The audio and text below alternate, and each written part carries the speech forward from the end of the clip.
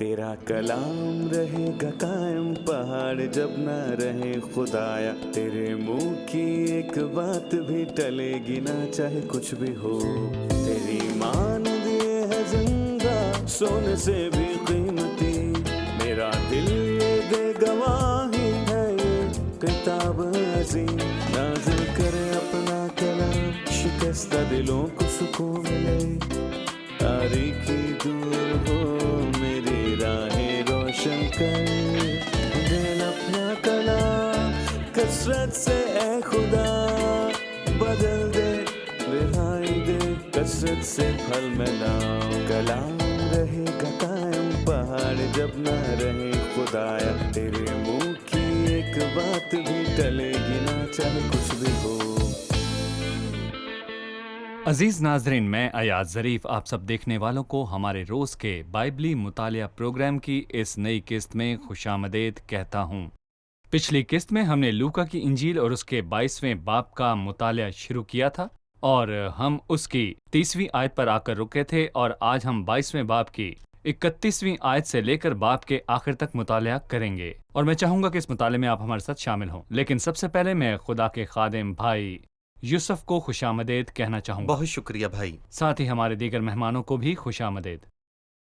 भाई यूसुफ, सबसे पहले मैं चाहूँगा कि आप हमें पिछली किस्त में जो हमने 22वें बाब पर मुतालिया किया था उसके मुतालिक बताइए। खुदा उनके फसा के मुतालिक और उसके बाद के वाक़यात क्या हैं जिनका तस्करा हम 31वीं आयत से लेकर बाब के आखिर तक करेंगे। इन आयात में जिनका मुतालिया हम आज करेंगे, मसीह ने पेशन गोई की कि पतरस उसका इनकार करेगा, और यकीनन पतरस ने इस बात को याद किया। और इसके बाद मसीह बागे गतसमनी में गया जहां पर उसे पकड़वाया गया था, जब यहूदा ने उसे फरेब का बोसा दिया।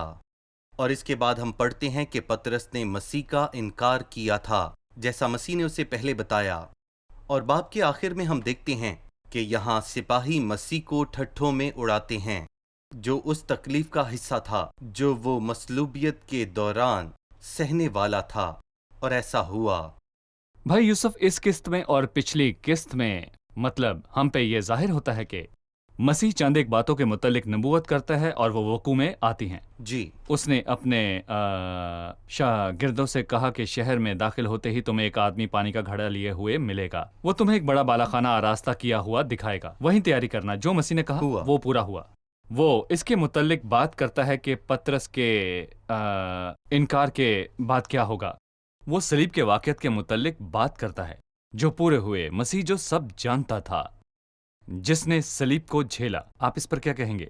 आप कम से कम दो बातों को देख सकते हैं कि मसीह होने वाली बातों को पहले से जानता था।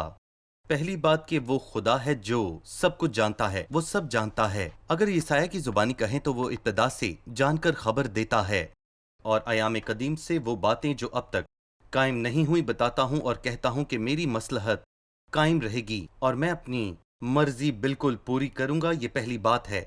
और दूसरी बात के कलाम मुकद्दस में बहुत सी जगहों पर तस्करा है, और मसीह जो उसके कलाम को अपने दिल में रखता है वो जानता है। मसलन जब उसने उनसे कहा कि यहाँ वो सब कुछ जानने वाला है, लेकिन सबसे बढ़कर ये क्यों लिखा है कि मैं चरवाहों को मारूंगा और भेड़ें परागंदा हो जाएंगी। बेशक वो उन्हें ढूंढने और बचाने आया। शुक्रिया भाई यूसुफ। अब मैं चंद आयात पढ़ूंगा, उसके बाद आपसे सवाल पूछूंगा। जरूर।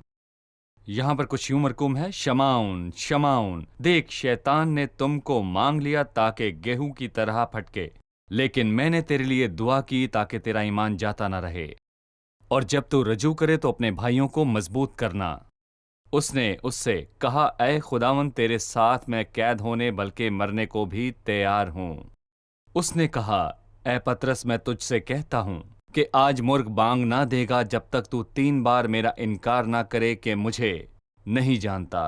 खुदावन ने पतरस से ये कहा, और यही वो नबूवत थी जो खुदावन ने पतरस के मुतल्लिक की। लेकिन खुदावन ने उसे एक जमानत दी, लेकिन मैंने तेरे लिए दुआ की कि तेरा ईमान जाता ना रहे। और उसने उसको इसके बाद एक काम करने को दिया। वो क्या था?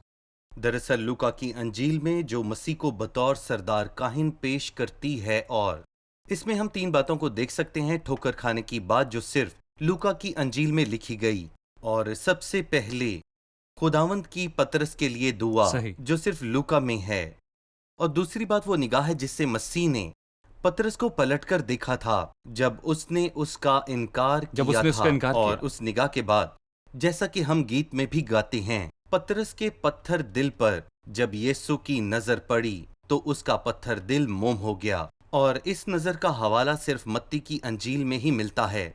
और इसके बाद फिर तीसरी चीज, मसीह का शमाउन पतरस पर मुर्दों में से जिंदा होने के बाद जाहिर होना, जिसके ताल्लुक से हम लूका के 24वें बाब में पढ़ते हैं और इसका तस्करा भी कहीं और नहीं मिलता। सो खुदावंद की पतरस के हक में दुआ, फिर मसीह का दुराने आजमाइश पतरस को पलटकर देखना है ताकि उसे याद दिलाए और हौसला दे कि वो बाहर जाकर ज़ारों की तार रोए। और आखिर में खुदावंद पतरस पर जाहिर हुआ जब वो मुर्दों में से जी उठा ताकि जिंदा होकर शमाउन पर जाहिर हो। शुक्रिया। क्या आप शैतान के मांगने और खुदावन की दुआ के मुतालिक बात करेंगे? शैतान ने तुमको मांग लिया ताकि गेहूं की तरह फटके, लेकिन मैंने तेरे लिए दुआ की कि तेरा ईमान जाता न रहे। सही, मतलब शैतान खुदा के शागिर्दों को कुछ नहीं कर सकता जब तक कि उसकी इजाजत ना हो।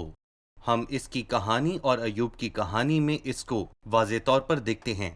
सो जरूर है कि वो इजाजत ले और खुदा ना दे। लेकिन मसीह ने ये नहीं कहा कि मैंने इनकार किया, मैंने तेरे लिए दुआ की कि तेरा ईमान जाता ना रहे। उसने शैतान को उसकी छान पटक से रोका क्यों नहीं? क्योंकि दर हकीकत उसी वक्त शमाऊन को छान पटक की जरूरत थी। पर क्यों? क्योंकि वो खुद को बढ़कर जानता था और ये सोचना कि आप बाकी शागिर्दों से बेहतर हैं अच्छी सोच नहीं। और इसीलिए जब खुदावन जी उठने के बाद दोबारा उस पर जाहिर हुआ तो शमाउन से कहा, क्या तुम मुझसे ज्यादा मोहब्बत रखता है? तूने यही वादा किया था, सब तेरी बाबत ठोकर खाएंगे पर मैं न खाऊंगा। सो खुदावन ने शैतान को इजाजत दी कि छाने और पटके, क्योंकि उसे इसकी जरूरत थी। ये पतरस के लिए सख्त मरहला था क्योंकि वो खुदावन से प्यार करने वाला इंसान था। सिपाहियों के सामने 3 दफा इनकार मुश्किल था। अगर उसने इसका इनकार पिलातुस या हेरोदेस के आगे या सरदार काहिनों ही के आगे किया होता तो शायद हम माफ कर देते, हालांकि इसकी माफी नहीं थी, लेकिन एक लौंडी के सामने इनकार किया। सो इसीलिए पतरस के लिए ये छान पटक बहुत जरूरी थी।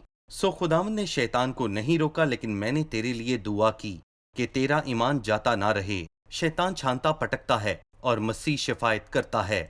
और हम कितने खुशकिस्मत हैं कि मसीह हमारे लिए दुआ और शिफायत करता है। सही। और मसीह की अलूहियत जाहिर हुई क्योंकि वो सब कुछ जानने वाला है। सही। लिहाजा वो पहले से जानता था कि पतरस इनकार करेगा, और वो ये भी जानता था कि मुर्ग के बांग देने से पहले वो कितनी बार इनकार करेगा। उसने कहा 3 बार इनकार करेगा। सही। लिहाजा खुदा सब जानता है। सही। हम एक छोटा सा वक्फा लेंगे और फिर दोबारा हाजिर होंगे।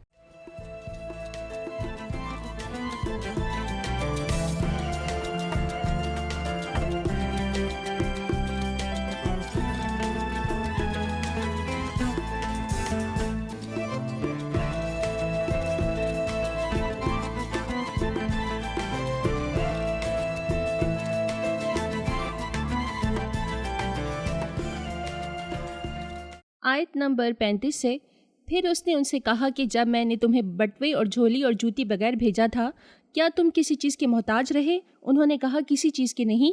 उसने उनसे कहा, मगर अब जिसके पास बटवा हो वो उसे लेकर, और उसी तरह झोली भी, और जिसके पास ना हो वो अपनी पोशाक बेचकर तलवार खरीदे। जी भाई। वो उन्हें बताना चाहता था कि पिछले मकसद की हालत और नौयत बिल्कुल मुख्तलिफ थी। और इस मकसद की और पिछला मकसद क्या था? वो बादशाह के सफीर थे, और जहां कहीं बादशाह जाता वो उसके साथ कुछ ना कुछ ले जाते। और जो कोई बादशाह के सफीरों को कबूल करता, बादशाह को कबूल खुशामदीद कहा जाता। और ये लोगों के लिए इम्तिहान था, क्योंकि अगर उन्होंने शागिर्दों को कबूल नहीं किया तो बादशाह को कबूल नहीं किया। अगर उन्होंने बादशाह को कबूल नहीं किया तो मसीह को कबूल नहीं किया। और यही बात मत्ती के 10वें बाब में है। और यहाँ एक नई तर्ज का काम है, फसल काटने का काम। और आपको इसे जानना जरूरी नहीं, क्योंकि अब लोग आपको बादशाह के सफीर के तौर पर कबूल करने के पाबंद नहीं हैं, बल्कि आप फजल के सफीर हैं। सो अगर सूरत हाल ये है तो फिर आप गैर कौमों से कुछ ना लेंगे, क्योंकि वो उसके नाम की खातिर निकले हैं।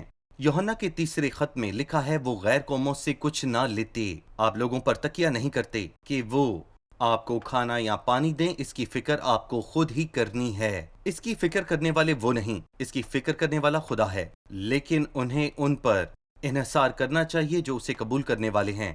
ہم اپنی راہ پر غیر قوموں سے کچھ لیتے ہوئے نہیں جاتے، اور ہم خوشخبری مفت بانٹتے ہیں کیونکہ تم نے مفت پایا ہے اور مفت بانٹو گے۔ اور پہلا مشن یہ ہے کہ وہ جائیں گے اور واپس آئیں گے۔ جی اس مشن میں وہ جائیں گے لیکن ہو سکتا ہے کہ وہ واپس نہ آئیں۔ صحیح۔ لیکن تلوار والی بات کہاں گئی؟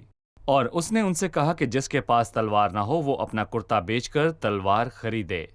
اس سے کیا مراد ہے؟ ہمیں تلوار کو بطور شبیہ لینا ہے، کیونکہ شاگردوں نے مسیح کو یہ بتایا کہ یہاں پر 2 تلواریں ہیں، حالانکہ مسیح نے ان سے کہا کہ ان کے پاس 12 تلواریں ہونی چاہیے۔ سو اگر یہاں پر یہ کہا جائے کہ وہاں 12 کی بجائے 11 ہیں، میرے کہنے کا یہ مطلب ہے کہ اگر اس دھوکے باز یہودا کو نکال دیا جائے تو جن کی ضرورت ہے وہ 11 تلواریں ہیں۔ تو یہ کیسے ہوا؟ جب اس نے کہا کہ 2 تلواریں ہیں تو اس نے کہا بہت ہیں۔ یوحنا نے اپنی تلوار کا استعمال کیا تو مسیح نے کہا اپنی تلوار کو میان میں رکھ، ہم تلوار اٹھانے والوں میں سے نہیں، اور اگر میں چاہوں تو اپنے باپ سے منت کر سکتا ہوں اور وہ فرشتوں کے 12 تمن سے بھی زیادہ ابھی موجود کر دے، لیکن نوشتے کا ابھی پورا ہونا ضرور ہے۔ اس کا مطلب حقیقی تلوار نہیں تھا، کیونکہ تلوار جنگ کو ظاہر کرتی ہے، لیکن مسیح کا جنگ کی آہنی تلوار سے کوئی لینا دینا نہیں، کیونکہ صلیب آہنی نہیں بلکہ لکڑی سے بنی تھی۔ جب پطرس نے اپنی تلوار نکال کر چلائی تو خدا نے ڈانٹا، لیکن 35 کوست کے دن اس نے خدا کے کلام کو استعمال کیا تاکہ 300 لوگوں کو بچایا جا سکے جن کے دل پر چوٹ لگی۔ ہم نے یہ جانا کہ تلوار سے مراد مسیحی جنگ ہے، یعنی کہ خدا کے کلام کی تلوار کو استعمال کرنا ہے۔ اس کا مطلب کیا ہے کہ وہ اپنا کرتا بیچ کر تلوار خریدے۔ اور در حقیقت جب آپ اعمال کی کتاب کو پڑھتے ہیں تو آپ دیکھتے ہیں کہ کس طرح رسولوں نے اپنی خودی کو ترک کر دیا۔ پالوس جیسا آدمی جس کے پاس رومی شہریت تھی، اس پر ایسی کون سی مصیبت آن پڑی کہ اسے قید خانہ میں ڈالا گیا، اس پر لاٹھیاں برسائی گئیں۔ کبھی کسی رومی کے ساتھ ایسا نہیں کیا گیا تھا۔ در حقیقت اس نے یہ سب کچھ قربان کیا کیونکہ وہ مسیح کی خدمت کرنا چاہتا تھا۔ ہم اس وقت تک بھوکے پیاسے اور ننگے اور مکے کھاتے پھرتے ہیں شاید اسی لیے وہ حقیقی طور پر مسیحی جنگ لڑ رہا تھا۔ صحیح۔ بھائی یوسف تلوار کے اس مسئلے کا حوالہ دینے کے بعد انہوں نے اسے 38ویں آیت میں جواب دیا کہ یہاں 2 تلواریں ہیں۔ اس نے ان سے کہا کہ بہت ہیں، مطلب کہ 2 تلواریں بہت ہیں، یا وہ کچھ اور کہنا چاہتا تھا؟ جیسا کہ ہم نے واضح کیا کہ 2 تلواریں کافی تھیں، کیونکہ اس نے ان سے کہا کہ اپنا کرتا بیچ کر تلوار خریدو، تو انہیں کم سے کم 11 تلواروں کی ضرورت تھی اگر لفظی معنی دیکھیں۔ لیکن یہاں آیا ہے کہ بہت ہیں، اس پر بہت سی بات ہوئی لیکن تم سمجھ نہیں سکے۔ لیکن جب 35 کوست کے دن روح آئے گا تو تم ساری چیزوں کو بہت اچھے طریقے سے سمجھو گے، اور واقعتاً ایسا ہوا۔ رسول اس کے معنی اور مقصد کو سمجھ گئے اور انہوں نے گواہی اور خدمت کی خاطر اپنی عزت کو قربان کیا۔ صحیح۔ اس کے بعد کا منظر جو کہ 39ویں آیت سے 46ویں آیت تک ہے، زیتون کے پہاڑ پر ہے، باغ کے اندر۔ باغ کا یہ منظر ہمارے لیے بہت سارے معنی اور مفہوم رکھتا ہے۔ خداوند کے اس باغ کے منظر کے متعلق ہمیں اور بتائیے۔ کسی نے کہا کہ اس باغ میں اگر دیکھا جائے تو 3 طرح کے لوگ ہمیں یہاں پر نظر آتے ہیں۔ ایک بدکار انسان ہے، ایک کمزور اور ایک کامل انسان ہے۔ صحیح۔ بدکار یہودا ہے، صحیح۔ کمزور انسان پطرس ہے، اور کامل انسان خداوند یسوع مسیح ہے۔ اور اس کی کاملیت کا ایک زبردست مظاہرہ ہم باغ گتسمنی میں دیکھتے ہیں، جہاں اس نے بتایا کہ وہ گناہ سے کس قدر نفرت کرتا ہے۔ اس نے دعا میں کہا اگر ہو سکے تو یہ پیالہ مجھ سے ٹل جائے، لیکن وہ جتنی گناہ سے نفرت کرتا تھا اتنی ہی فرمانبرداری اپنی باپ کی کرتا تھا۔ اور اس نے یہ کہا لیکن میری مرضی نہیں بلکہ تیری مرضی پوری ہو۔ اور یہ مسیح کا اخلاقی جلال یہ ہے، مسیح کا اخلاقی جو جلال تب ہے۔ ظاہر ہوا جب اس نے پیالے کو قبول صحیح۔ کیا۔ ٹھیک ہے، جب وہ دعا کر رہا تھا وہ خود کو تابع کر رہا تھا، پیالے کو قبول کر رہا تھا۔ اس کے بعد وہ اس کو پکڑنے کے واسطے آئے۔ سو وہ 47ویں آیت میں کہتا ہے، وہ یہ کہہ ہی رہا تھا کہ دیکھو ایک بھیڑ آئی اور ان 12 میں سے جس کا نام یہودا تھا ان کے آگے آگے تھا۔ وہ یسوع کے پاس آیا کہ اس کا بوسہ لے۔ یسوع نے اس سے کہا، اے یہودا، کیا تو بوسہ لے کر ابن آدم کو پکڑواتا ہے؟ جب اس کے ساتھیوں نے معلوم کیا کہ کیا ہونے والا ہے تو کہا، اے خداوند، کیا ہم تلوار چلائیں؟ اور ان میں سے ایک نے سردار کاہن کے نوکر پر چلا کر اس کا دہنا کان اڑا دیا۔ یسوع نے جواب میں کہا، اتنے پر کفایت کرو، اور اس کے کان کو چھو کر اس کو اچھا کیا۔ مسیح کے پکڑوائے جانے کا منظر اور یہودا کا اس بھیڑ کے آگے آگے چل کر آنا اور اسے بوسہ دینا، یہ دل توڑنے والا منظر ہے۔ آپ اس کے متعلق ہمیں بتائیے۔ میں یہاں پر دو باتیں دیکھتا ہوں۔ ایک دل توڑنے والا منظر ہے جس میں دھوکے باز یہودا ہے، جیسا کہ دوسرے سیموئیل کے 20ویں باب میں ہم پڑھتے ہیں۔ ایوب نے اماسا کی داڑھی اپنے داہنے ہاتھ میں پکڑی کہ اسے بھوسا دے، در حقیقت اس کے پیٹ میں مارنے کے لیے تلوار تیار تھی۔ اور یہاں ہم دھوکے بازی کو دیکھتے ہیں۔ ایوب کا اماسا کو دھوکا نہیں بلکہ یہودا کا اپنے خداوند کو دھوکا ہے، انتہائی درجے کی دھوکے بازی۔ تو بھوسا لے کر ابن آدم کو پکڑواتا ہے۔ میں ایک خوبصورت بات کو دیکھتا ہوں جو صرف لوکا کی انجیل میں ہے اور یہ باقی اناجیل میں نہیں ہے، کہ خداوند نے نوکر کے کان کو چھوا اور اسے اچھا کیا۔ جی۔ اور میں اس میں ایک معجزے کو نہیں بلکہ دو معجزات کو دیکھتا ہوں۔ یہاں پہلا معجزہ لاچاری کو دور کرنا ہے، دوسرا اپنے دشمن سے محبت رکھنا ہے۔ لیکن یہاں پر مسیح کو یہ گوارا نہیں ہوا کہ نوکر ملخص اپنے کان کے بغیر ہی گھر کو چلا جائے۔ سو جب مسیح نے اس کے کان کو چھوا تو اس کا کان بالکل اچھا ہو گیا، اس نے دشمنوں سے محبت رکھی۔ صحیح۔ پھر یسوع نے سردار کاہنوں اور ہیکل کے سرداروں اور بزرگوں سے جو اس پر چڑھ آئے تھے کہا کہ تم مجھے ڈاکو جان کر تلواریں اور لاٹھیاں لے کر نکلے ہو۔ جب میں ہر روز ہیکل میں تمہارے ساتھ ہوں تو تم نے مجھ پر ہاتھ نہ ڈالا، لیکن یہ تمہاری گھڑی ہے اور تاریکی کا اختیار ہے۔ آخری آیت ابھی جو میں نے پڑھی اس سے ایسا ظاہر ہوتا ہے کہ انہوں نے پہلے بھی خداوند کو پکڑنے کی کوشش کی مگر نہ پکڑ پائے۔ کیا وجہ تھی؟ خداوند نے کہا یہ تمہاری گھڑی ہے اور تاریخی کا اختیار ہے۔ مسیح کے صلیب پر جانے اور اس کے پکڑوائے جانے کے تمام واقعات کس کے ہاتھ میں تھے؟ بہت بار خاص طور پر یوحنا کی انجیل میں وہ اسے پکڑنے کی کوشش کرنے لگے، لیکن اس لیے کہ ابھی اس کا وقت نہیں آیا اس پر کسی نے ہاتھ نہ ڈالا۔ یہاں اس کا وقت آ گیا، اور جب ہم مسیح کی بیابانی آزمائش کو پڑھتے ہیں تو ہم یہ جان پاتے ہیں کہ ابلیس اس سے ایک خاص وقت تک کے لیے ہی جدا ہو سکا، اور وہ خاص وقت یہاں پر آتا ہے جس کے متعلق مسیح نے یوحنا 14 باب میں کہا کہ دنیا کا سردار آتا ہے۔ یہ نہیں کہ وہ آئے گا بلکہ آتا ہے، جو کہ حاضرہ وقت کی بات اختیار ہے، نہیں۔ اور اس کا مجھ پر کچھ اختیار نہیں۔ ابلیس آیا اور اس نے اپنے نمائندوں کو بھیجا اور اپنے تمام اختیارات کو استعمال کیا، اور یہ ان سب کا رہنما تھا جو کہ اس گروہ کا سردار تھا، اور گتسمنی کے تمام واقعات کو وہ اپنے ہی ہاتھ میں لیے ہوئے تھا۔ مسیح نے کہا تمہاری گھڑی ہے۔ شکریہ۔ ہم ایک چھوٹا سا وقفہ لیں گے اور پھر دوبارہ حاضر ہوں گے۔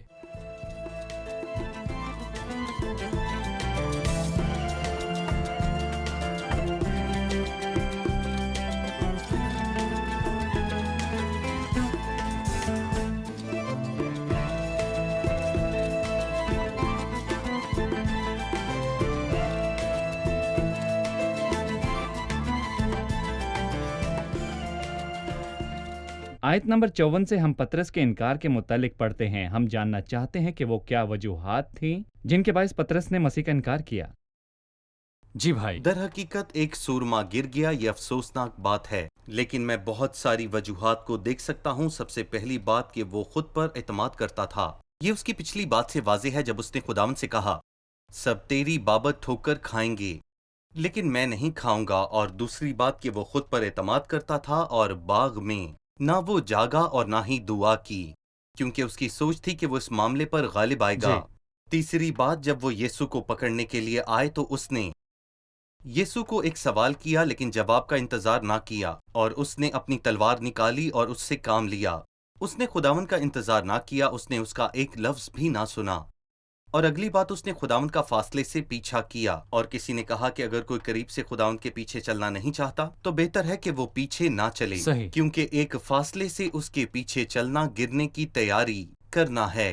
اور ایک اور وجہ یہ تھی کہ وہ نوکروں کے بیچ بیٹھ گیا اور جگہ یہ نہ اس کی تھی۔ جگہ نہ تھی۔ مبارک ہے وہ آدمی جو ٹھٹھا بازوں کی مجلس میں نہیں بیٹھتا۔ لوگ تیرے خداوند کے متعلق باتیں کر رہے ہیں، لان تان کر رہے ہیں اور اس کا مذاق اڑا رہے ہیں۔ وہ ان کے بیچ گیا اور ٹھوکر کھائی، اور میں یہ افسوس کے ساتھ کہتا ہوں کہ اس نے بڑی ٹھوکر کھائی۔ ہائے زبردست کیسے گر گیا، جیسے داؤد نے یوتن کے لیے ماتم کیا۔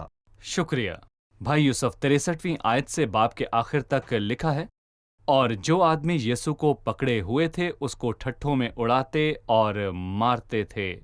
اس کی آنکھیں بند کر کے اسے پوچھتے تھے کہ نبوت کر کے بتا تجھے کس نے مارا، اور انہوں نے تانے سے اور بھی بہت سی باتیں اس کے خلاف کیں۔ جب دن ہوا تو سردار کاہن اور فقی قوم کے بزرگوں کی مجلس جمع ہوئی، اور انہوں نے اسے اپنی صدر عدالت میں لے جا کر کہا اگر تو مسیح ہے تو ہم سے کہہ دے۔ اس نے ان سے کہا اگر میں تم سے کہوں تو تم یقین نہ کرو گے، اور اگر پوچھوں تو جواب نہ دو گے، لیکن اب سے ابن آدم قادر مطلق خدا کی دہنی طرف بیٹھے گا۔ اس پر ان سب نے کہا پس کیا تو خدا کا بیٹا ہے؟ اس نے ان سے کہا تم خود کہتے ہو کہ میں ہوں۔ انہوں نے کہا اب ہمیں گواہی کی کیا حاجت رہی، کیونکہ ہم نے خود اسی کے منہ سے سن لیا ہے۔ میں جاننا چاہتا ہوں کہ خداوند کی مصلوبیت سے پہلے کی 6 پیشیوں میں سے یہ کون سی پیشی تھی؟ جی بھائی یوسف۔ دیکھیں، پہلی بات سے ہم یہ سمجھتے ہیں کہ مسیح کو ساری رات ٹھٹھوں میں اڑایا گیا تھا اور مارا پیٹا گیا تھا۔ لکھا ہے کہ جو آدمی یسوع کو پکڑے ہوئے تھے وہ اسے ٹھٹھوں میں اڑاتے اور مارتے پیٹتے تھے۔ سو ذرا اندازہ کریں کہ مسیح کو ساری رات مارا گیا اور ٹھٹھوں میں اڑایا گیا۔ ساری رات کیوں؟ کیونکہ وہ دن کے انتظار میں تھے۔ دن میں کیا ہوا؟ قوم کے سردار اور بزرگ جمع ہوئے۔ اس دن کوئی پیشی نہیں ہونی چاہیے تھی، لیکن کیا ہوا؟ اسی رات اس کی 2 پیشیاں کروائی گئیں جو کہ روایت اور شریعت کے بالکل خلاف تھیں۔ جب انہوں نے مسیح کو پکڑا تو وہ اسے حنا کے پاس لے گئے، اور یہ آدھی رات کا وقت تھا، شاید 12 سے 1۔ وہ اسے حنا کے پاس لے گئے، وہاں اس کی پیشی ہوئی، اور پھر اسے کیفا کے پاس لے جایا گیا، اور پھر باقی رات جیسا کہ ہم یہاں پڑھتے ہیں وہ اسے ٹھٹھوں میں اڑاتے رہے اور اسے مارتے رہے۔ تو جب دن نکلا تو شریعت کے قانون کو پورا کرنے کے لیے قوموں کے سردار اور بزرگ جمع ہوئے۔ لیکن میرا خیال ہے کہ اس اجتماع میں نہ تو نیکودیمس تھا اور نہ ہی ارمتیا کا یوسف موجود تھا، اور وہ وہاں پر کیوں کر ہوتے جبکہ وہ پہلے سے مسیح کے مصلوب کرنے کے منصوبے کو جانتے تھے؟ سو وہ وہاں نہ آئے کیونکہ وہ ان کی صلاح اور ان کے کام سے دونوں رضامند تھے۔ یہ بات یوسف کے لیے کہی گئی، یہ تیسری پیشی تھی، اور یہ حنا اور کیفا کے بعد ہونے والی پیشی تھی۔ اور جب دن نکلا، اس پیشی کا تذکرہ صرف لوکا کی انجیل میں کیا گیا۔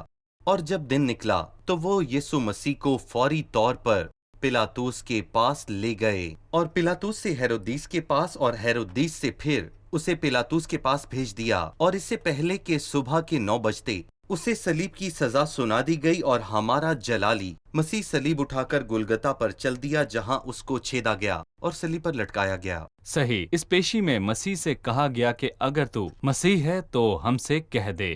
جی اور مسیح نے جواب دیا اور تصدیق کی کہ وہ خدا کا بیٹا ہے۔ جی اور یہ تصدیق ہمیں بتاتی ہے کہ مسیح کون ہے، اس کی پہچان ہے، جس کے باعث انہوں نے کہا کہ اب ہمیں کسی اور کی گواہی کی حاجت نہیں، ہم نے اپنے کانوں سے سن لیا۔ مسیح کے اپنے متعلق اس اعلان میں آپ کیا دیکھتے ہیں؟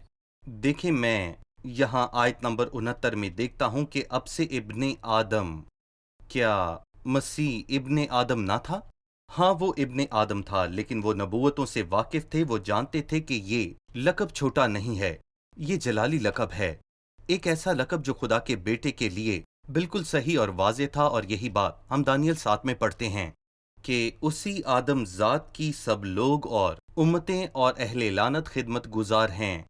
زبور کی کتاب کے 8ویں باب یعنی کہ 8ویں زبور میں لکھا ہے کہ سب کچھ ابن آدم کے قدموں کے نیچے کر دیا گیا۔ سو مسیح ابن آدم ہے جس کے سامنے ساری کائنات جھکے گی۔ اس لیے مسیح نے کہا، اور اس بات کی تسلی کرنے کے لیے انہوں نے پوچھا کیا تو خدا کا بیٹا ہے؟ کیونکہ وہ سمجھ گئے تھے۔ وہ سمجھ گئے تھے۔ سو اس نے ان سے کہا کہ تم خود کہتے ہو کہ میں ہوں، مطلب یہ کہ اس نے اس کی تصدیق کی کہ وہ خدا کا بیٹا ہے، اور وہ مکمل خدا کے بیٹے کے مطلب سے وہ واقف خود تھے، کو موسوی کر رہا تھا، یعنی خدا کے صحیح، برابر۔ سو بالکل۔ وہ اچھی طرح جانتے تھے کہ جو کچھ مسیح نے کہا وہ خدا کے بدن میں ظاہر ہونے کی بات ہے، اور اس لیے وہ اسے مارنا جی چاہتے تھے۔ صحیح۔ شکریہ بھائی، ہمارے پروگرام کا وقت ختم ہوا چاہتا ہے۔ آئیے مہمانوں سے رائے جانتے ہیں۔ آج کے پروگرام میں آپ نے کیا سیکھا؟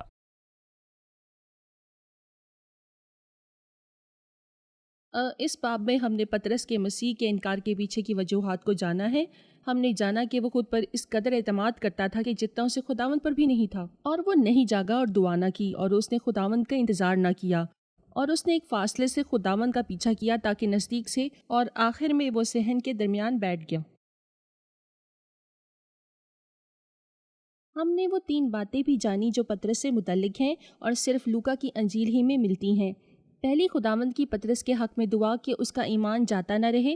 دوسری، خداوند کا اس کے انکار کے بعد مڑ کر اسے دیکھنا، اور وہ نگاہ جس نے پطرس کے دل کو پگھلا دیا اور وہ زاروں کی طرح رویا۔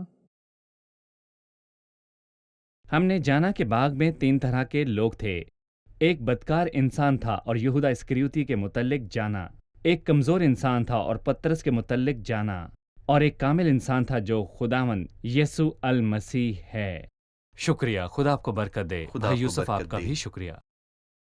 عزیز ناظرین، آج کی قسط کا اختتام خداوند کے پکڑوائے جانے اور اس کے پیش ہونے پر ہوتا ہے جو پیشیاں ناحق تھیں، اور مسیح کے صلیب پر جانے سے پہلے پیشیوں کے یہ مناظر تھے، اور کسی نے ان واقعات کو بیان کرتے ہوئے لکھا کہ انہوں نے خداوند کو پکڑا اور اسے زنجیروں سے ایذا دی۔ جو ایک خادم کی مانند کھڑا تھا وہی ان سب پر حکمرانی کرے گا۔ انہوں نے اسے مارا اور پیٹا جیسے کہ وہ سب سے زیادہ بدکار مجرم تھا۔ انہوں نے اسے کوڑوں سے زخمی کیا اور ایک مجرم کی مانند اسے پریشان کیا۔ جی ہاں، یہ سب کچھ انہوں نے خداوند کے ساتھ کیا، جس نے ساری پیشیوں میں یہ ثابت کیا کہ وہ بے گناہ ہے۔ لیکن اس کے بے گناہ ہونے کے باوجود اس کے ساتھ ناانصافی ہوئی۔ اس کے بے گناہ ہونے کے باوجود اسے کوڑے مارے گئے، بے گناہ ہونے کے باوجود اسے صلیب دی گئی، اور خداوند نے ہماری بدکاری اس پر لاد دی۔ ناظرین، اپنی آنکھیں کھول کر مسیح کو قبول کریں جو سب سے بڑی قربانی ہے۔ اگلے پروگرام میں آپ سے پھر ملاقات ہوگی۔ خدا آپ سب کو برکت دے۔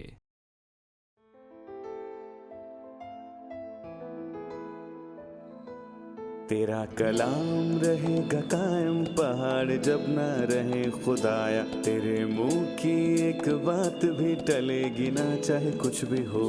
تیری مانند یہ ہے زندہ، سونے سے بھی قیمتی، میرا دل یہ دے گواہی ہے، یہ کتاب عظیم نازل کرے اپنا کلام، شکستہ دلوں کو سکون ملے، تاریکی دور ہو میری راہیں روشن کر، دل اپنا کلام کثرت سے اے خدا بدل دے، رہائی دے کثرت سے پھل ملاؤ۔ کلام رہے گا قائم، پہاڑ جب نہ رہے خدایا، تیرے منہ کی ایک بات بھی ٹلے گی نہ، چاہے کچھ بھی ہو۔